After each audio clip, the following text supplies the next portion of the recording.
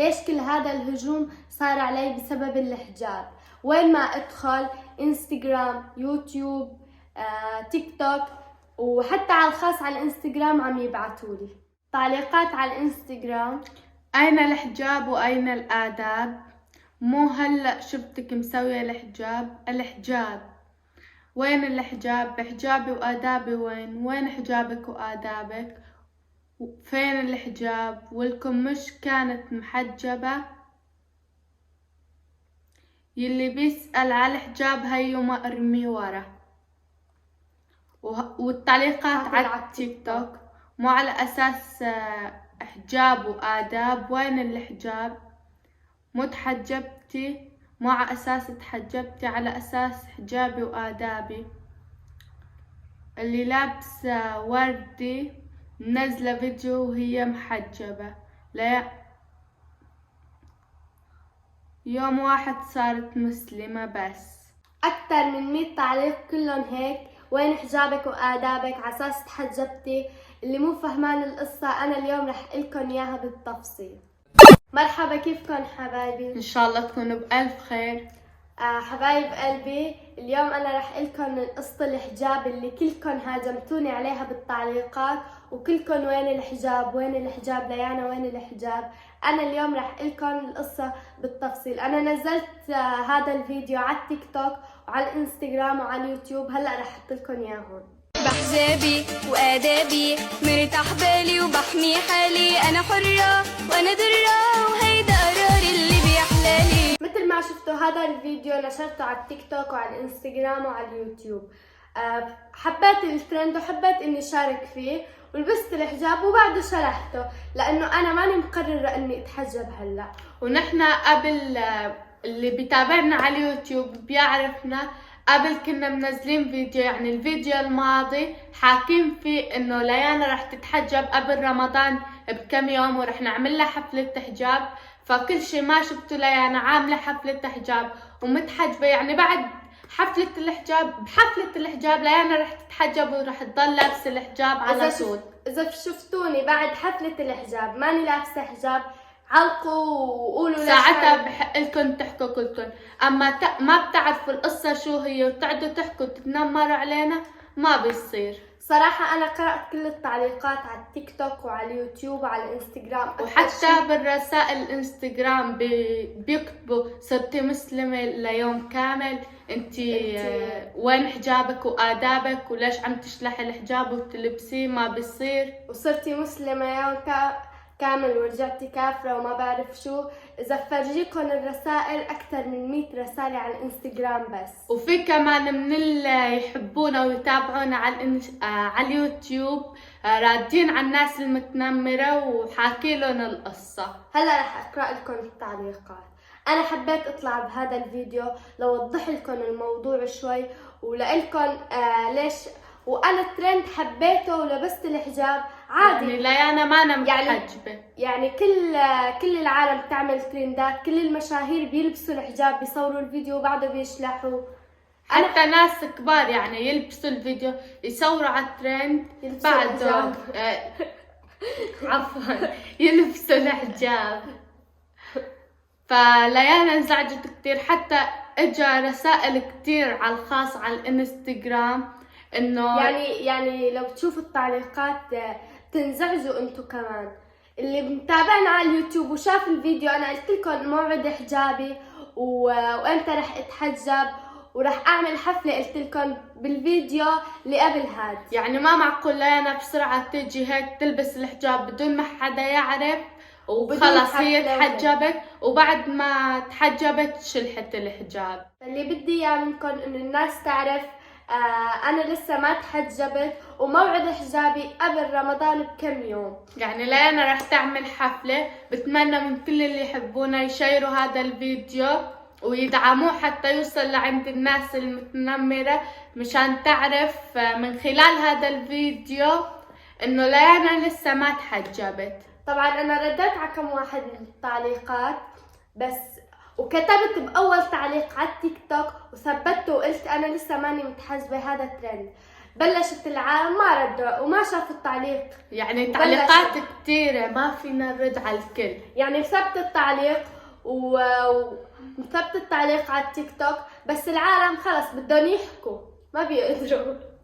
مثل ما قلت لكم في ناس بتحبنا رادين على هدول التعليقات، بس في تعليقات كتير كبيرة لهيك ما قدروا يطلعوا. يعني على التيك توك، على اليوتيوب، وعلى الانستغرام. نحن حبينا نصور هذا الفيديو لنوضح للعالم القصة. هلأ رح نورجيكم كم تعليق كاتبين رادين على التعليقات السلبية. البنية ناشرة فيديو قالت بيه رح تتحجب برمضان، ذاك كان مجرد فيديو. شايفين؟ يسعد ربك على هالتعليق. هدول العالم بيفهموا اللي بيكتبوا هيك تعليقات حلوة مثلهم. يعني ما بتعرفوا القصة لا تعلقوا. يا جماعة شو قصتكم؟ هي قالت على التيك توك انه هي بس عم تجربه، بشهر رمضان رح تلبسه. صح، انا قلت هيك وقلت بشهر رمضان رح البسه. اللي يقولون وين الحجاب، اول شي هي حرة، يعني مو ضروري تتدخلون بشي ما يخصكم. ثاني شي عجبك الفيديو حط لايك وتعليق حلو، مو ضروري تعلق تعليق سلبي. اوكي؟ ايه عن جد مو ضروري، يعني افهموا الموضوع وبعدين علقوا، يعني اكتبوا تعليقات سلبية. يعني انتوا شفتوني بفيديو واحد بس لابسه الحجاب، لو شايفيني مثلا كذا فيديو وبعدين شلحته بحق لكم انكم تعلقوا تعليقات سلبية، او انا عملت حفلة ولبسته وبعدين شلحته. بس هذا هو الفيديو. انا حبيت صور هذا الفيديو واشرح لكم قصة الحجاب، ولانه الناس هاجمتني كتير بالتعليقات وانا انزعجت كتير، لهيك حبيت اطلع واخبركم شو قصة الحجاب. يعني نحن صرنا 2 سنين على اليوتيوب، ولا مرة اجانا هيك تعليقات وهيك ناس تهاجمنا غير على الحجاب.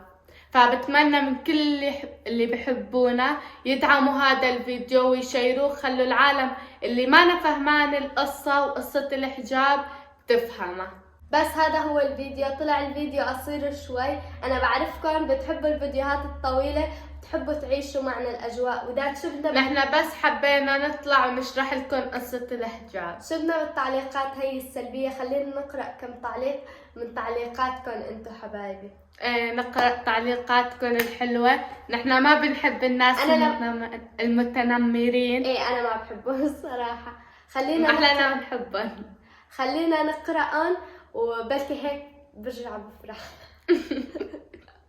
عندي سؤال، ليش ما جبتي درع النص مليون؟ جيش ليانا لا تنسوا الدعم فجروا القناة. شكرا لك حبيبتي. اول شيء نحن ما في درع لا لل200 ولا 300 ولا 400 ولا 500. الدرع بيجي للمليون بس، يعني بس 100 والمليون وال10 مليون كمان. التعليق اللي بعده، اذا انتوا قد التحدي اللي بدي اعطيكم اياه سووا فيديو اتحداك انك تنزلي فيديو باللون الذهب. او ماي جاد، كثير صعب هذا اللون وما في منه، يعني هذا اللون قريب على اللون الاصفر. نحن عملنا فيديو لون اصفر. اذا حابه تشوفي ادخلي على القناه وشوفي، رح تلاقيه بالفيديوهات.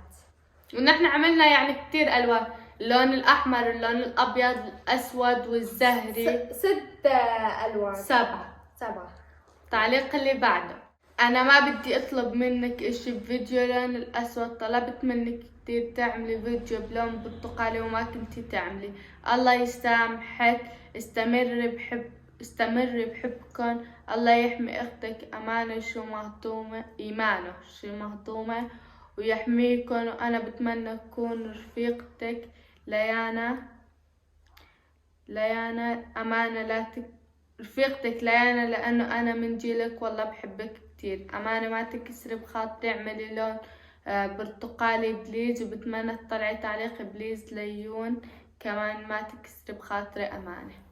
حبيبة قلبي ما رح نكسر بخاطرك، ونحن بنحبك كتير. طبعا كلكم رفقاتي انتو.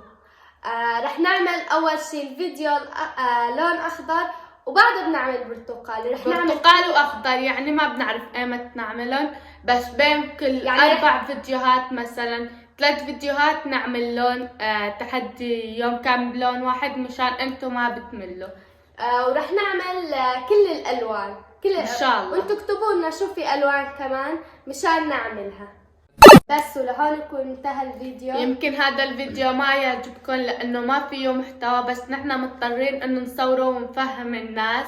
فهم الناس شو قصة الحجاب. يعني صرنا عايدين اكثر من مرة، اكيد انتم فهمتوا علينا ونحن ردينا عليكم بالتعليقات وعملنا كل شيء، بس حبينا انه نطلع ونفهمكم اكثر بالفيديو.